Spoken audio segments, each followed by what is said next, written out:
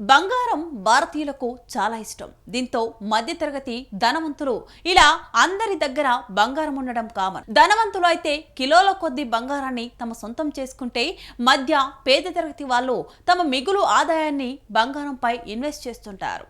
దీంతో భారతీయుల ఇళ్లలో బంగారం వేల టన్నుల కొద్దీ ఉంది.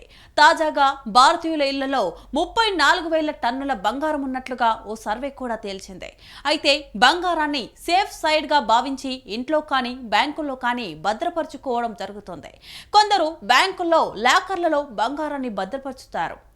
దానికోసం బ్యాంకుకు అద్దె చెల్లించాల్సి ఉంటుంది.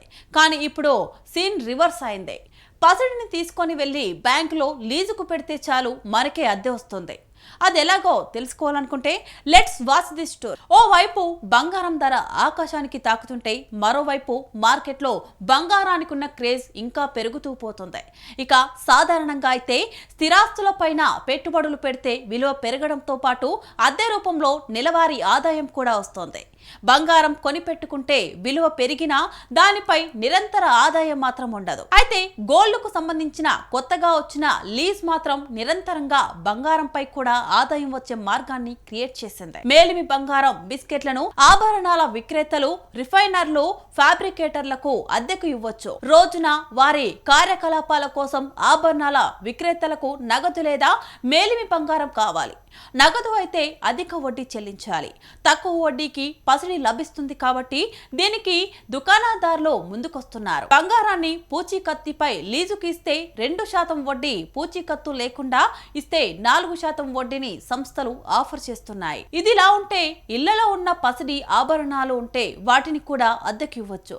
వాటిని కరిగించి స్వచ్ఛమైన 999 బంగారం ముద్దగా మార్చి దాని బరువు తూచి దాని ప్రకారం లీజుకు తీసుకుంటారు. కాల వ్యవధి తీరాక మళ్ళీ మేలిమి బంగారం రూపంలోనే తిరిగి ఇస్తారు. అప్పటి వరకు పసిడి విలువపై వడ్డీ చెల్లిస్తారు. దీంతో మీ ఆభరణాలు పాత రూపంలోనే ఉండాలనుకుంటే మాత్రం వీరికి ఇవ్వకూడదు. బిస్కెట్ల రూపంలో ఉన్న బంగారం ఇస్తే ఇబ్బంది ఉండదు.